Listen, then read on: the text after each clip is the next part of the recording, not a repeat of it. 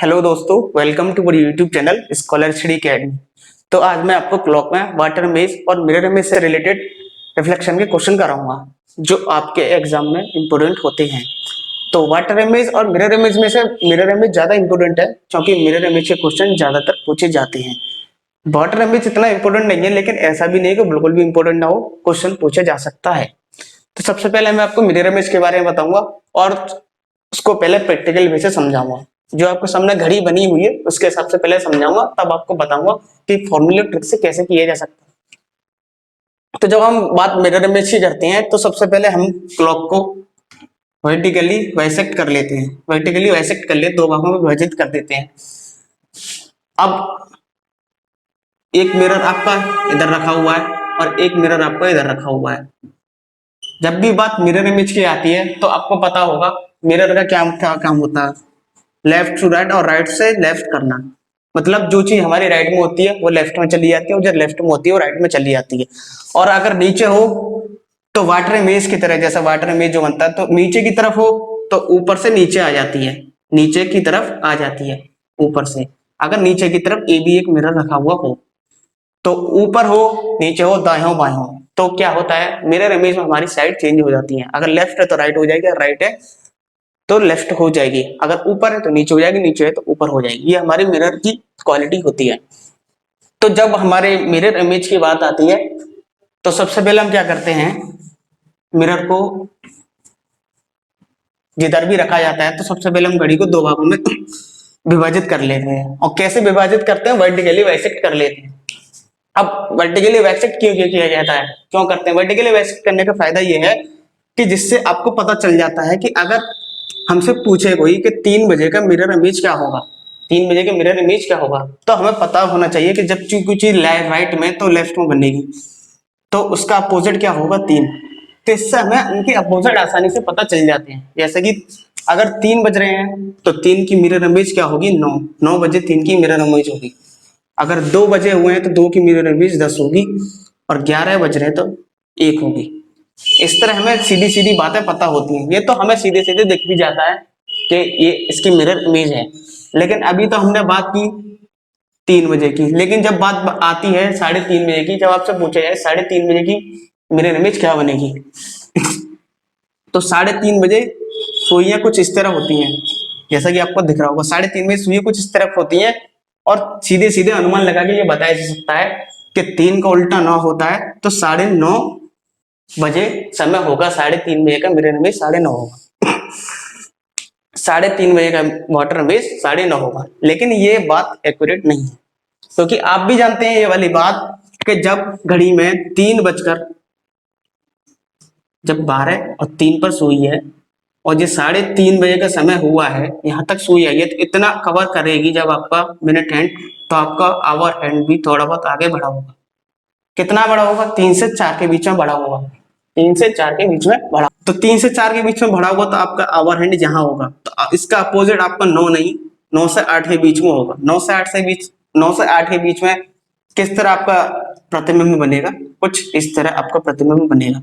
तो ये आपका समय 9:30 नहीं 8:30 कहलाएगा, क्योंकि आप भी जानते हैं 30 मिनट के अंदर आपका आवर हैंड भी थोड़ा थोड़ा बढ़ता है। अगर आपने पुरानी क्लास देखी होंगी तो आपको सारी बातें पता होंगी। तो ये तो आपको समझ में आ गई एक प्रैक्टिकल वे में। लेकिन जब बात क्वेश्चन की आती है एग्जाम में तो उसमें हमें आपको इतना समय नहीं मिलता हमें करने के लिए।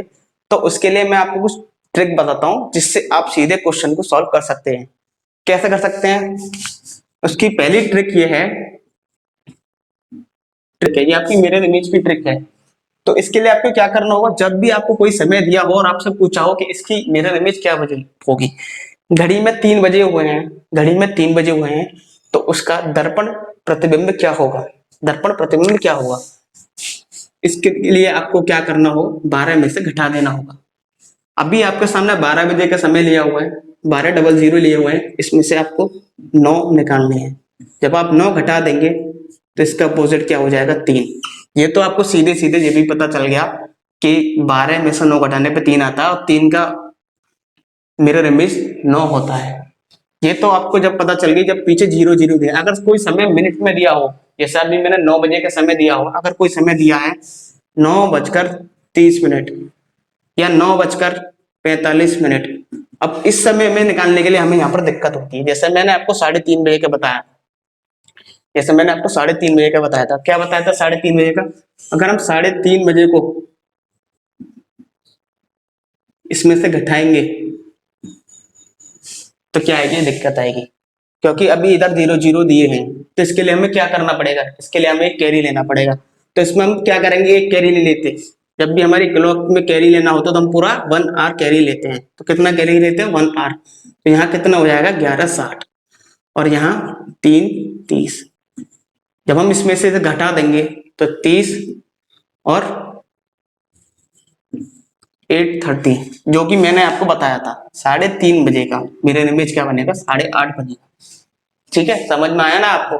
तो इसी तरह ये बातें होती हैं जो मिरर इमेज में हमें पता करनी होती हैं। जो जो मैंने आपको जो तरीका बताया, इससे आपको कोई भी समय दिया हो, मिरर इमेज से रिलेटेड कोई भी क्वेश्चन हो, आपको सिर्फ ये सारी बातें ध्यान रखनी है। अगर समय पूरा दिया है, 3 बजे का दिया है, 4 बजे का दिया है, तो आपको 12 में से घटाना है।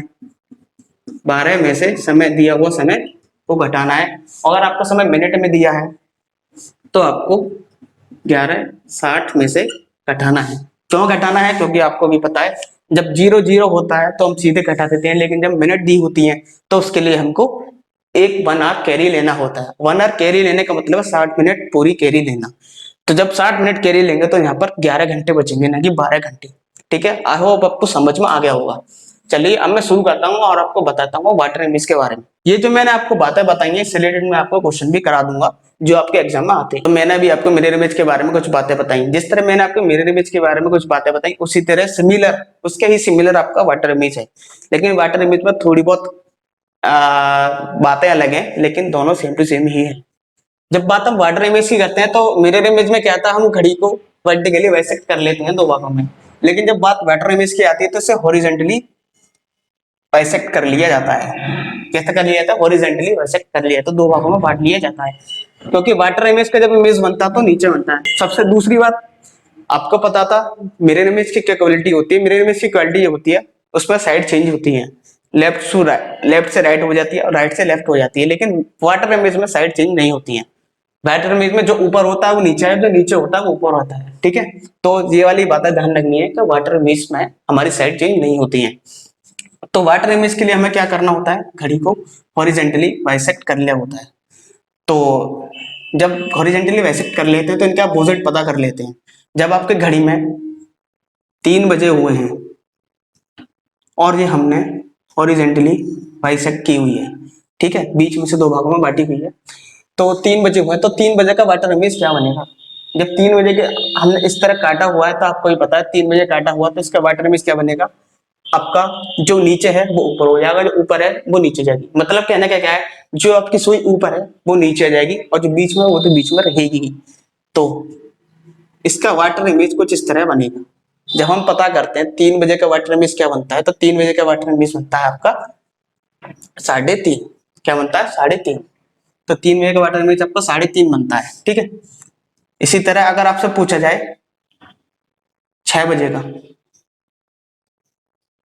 6 बजे का वाटर इमेज क्या बनता है, तो 6 बजे का वाटर इमेज क्या बनता है, 6 बजे का वाटर इमेज क्या बनता है, आप बिल्कुल सही सोच रहे हैं। 6 बजे का वाटर इमेज बनता है 12:30, 12:30।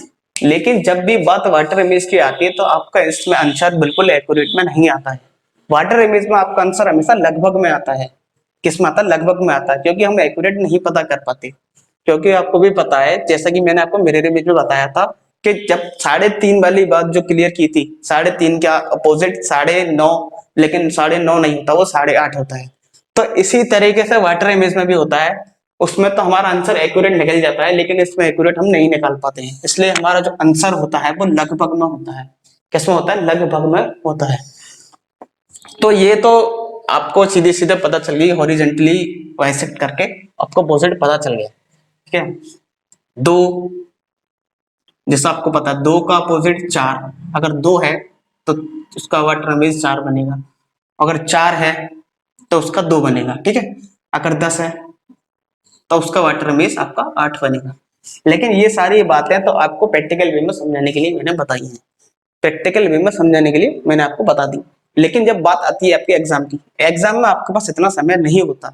जिस तरह मैंने आपको वाटर इमेज मिरर इमेज के बारे में बताया टिप्स एंड ट्रिक, उसी तरह मैं आपको कुछ वाटर इमेज के बारे में बताता हूँ। तो चलिए मैं अब आपको वाटर इमेज में कुछ ऐसे फॉर्मूले बताता हूँ जिससे आप सीधे क्वेश्चन को सॉल्व कर सकें। तो जिसमें पहला ट्रिक है, वाटर इमेज की ट्रिक है आपकी, जब आपको समय 6 से कम दिया हो, 6 से कम दिया हो, when time is less than 6, जब आपको समय 6 से कम दिया हो तो आपको उसे 6:30 में से घटाना है। किस में से घटाना है? 6:30 में से घटाना है। जब आपको समय 6 से कम दिया हो, अगर आपको समय 6 से ज्यादा दिया हो तो आपको 18:30 में से घटाना है। कुछ समझ में आया आपको? 6 से कम हो तो आपको 6:30 में से घटाना है, और जब आपका समय 6 से ज्यादा दिया हो तो आपको उसे 18:30 में से घटाना है। अब ये बातें मैं आपको प्रैक्टिकल वे में समझा के दिखाता हूँ। जब आपको समय दिया है 2 बजे, 2 बजे की वाटर इमेज आपकी क्या होगी? घड़ी आपके सामने कुछ इस तरह बनी हुई है, इसमें 2 बजे हुए हैं। अब आपसे पूछा है इसके वाटर इमेज क्या होगी, तो आपको भी पता है इसका अपोजिट क्या होता है? 4। 2 का अपोजिट 4 और 12 का अपोजिट 6, तो आपकी इमेज बनेगी 4.5, 4.5। लेकिन जो हमारा फॉर्मूला दिया है उस फॉर्मूले से निकाल के मैं आपको दिखाता हूँ। समय आपका 6 से कम है तो 36 से घटाएंगे, क्या निकल गया है आपका? 4.5। क्या निकल गया है आपका? 4.5। लेकिन मैं अब आपसे यही बात बोलता हूँ, अगर यही समय आपका 6 से ज्यादा हो, 6 से ज्यादा के लिए किस में से घटाएंगे? 18:30। और समय दिया मैंने, अभी नहीं बताता, समय दिया मैंने आपको 8:15 का। कितने का समय दिया? 8:15 का। तो अब आपको इसका वाटर इमेज निकालना है। 8:15 का वाटर इमेज क्या होगा?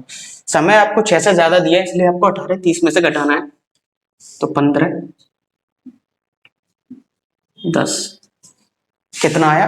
10:15। 10:15। ये बात आपको समझ में आ गई होगी। अभी तो समय आपका 8:15 है, जो आपके दिए हुए समय 18:30 से कम है। लेकिन आपको ये चीज समझ में आ रही होगी कि अभी तो हमारी जो मिनट है वो 30 से कम है। अगर इन बाई चांस हमसे पूछ लिया जाता 8:50 का समय, क्योंकि मैंने फॉर्मूले में तो सिर्फ आपको 18:30 का ही समय दिया है। अगर क्वेश्चन में आपसे पूछ लेता है कि 8:50 का अपोजिट क्या होगा तो आप कैसे निकालेंगे? तो उसके लिए मैं आपको बताता हूं, जब आपको 18:30 में से घटाना है 8:50, तो आप क्या करेंगे? तो जैसा आपको पता होगा, मैंने आपको मिरर इमेज में भी ये वाली बात बताई थी। जब आपको 12 बजकर कुछ समय दिया हो, मिनट में समय दिया हो, तो उसके लिए हम 1 आवर कैरी ले लेते हैं। 1 आवर का मतलब 60 मिनट कैरी ले लेते हैं। तो सेम उसी तरह इसमें भी होगा। इसमें क्या करेंगे? हम 1 आवर कैरी ले लेंगे। 1 आवर कैरी लेने का मतलब है 17:90। 17:90 मतलब 60 मिनट कैरी ले ली। 60 मिनट लेने पर ये 90 हो गया, और यहाँ 1 आवर घट गया, क्योंकि 1 आवर बराबर 60 मिनट होता है। ये तो सारी बातें सब जानते हैं। जब हम इसे 8:50 में से घटाएंगे, 8:50 इसमें से घटाएंगे तो 40, और 17 में से 8 गए तो 9, 9:40। तो 8:50 का वाटर इमेज क्या बनेगी? 9:40 बनेगी। तो आशा करता हूँ आपको ये सारी बातें समझ में आ गई होंगी। जिस तरह मैंने आपको बताया कि वाटर इमेज में हमें 12 में से घटाना होता है अगर समय सीधे सीधे दिया हो। अगर 3 बजे का समय है तो 12 से घटा देंगे। लेकिन अगर समय मिनट में दिया हुआ है, मिनट में देने का मतलब अगर समय में 12 बजकर, या आपसे पूछ रहा है 12 में से घटाने पर 3:30 या 3:15 का समय दिया हुआ है, तो आपको उसमें से 1 आवर कैरी लेना होगा, 11:60 में से घटाना होगा। उसी तरह वाटर इमेज में भी मैंने आपको बता दिया, अगर समय आपका 30 से ज्यादा है, 30 मिनट से ज्यादा है, तो आपको 1 आवर कैरी लेना है, मतलब 60 मिनट कैरी लेने हैं। समझ में आ गई होंगी। अगर समझ में नहीं भी आए हैं तो आप मुझे बोल सकते हैं, और इससे रिलेटेड जो भी क्वेश्चन होंगे वो मैं आपको करा दूंगा। Thank you so much.